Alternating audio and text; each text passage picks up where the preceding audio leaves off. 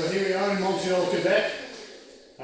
We imported this machine from China, as you can see here, it's the WMT company in Anhui province. We work with a girl called Wendy Gui. She did a great job of seamless export there, and even the shipping was a great thing. Excellent machine. We're a startup operation here. We make gearboxes to retrofit antique motorcycles.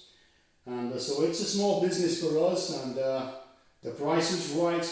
We have the technology here with the digital readouts. We have just about everything that you would get on a more expensive machine, but great for us. Once again, thank you to WMT.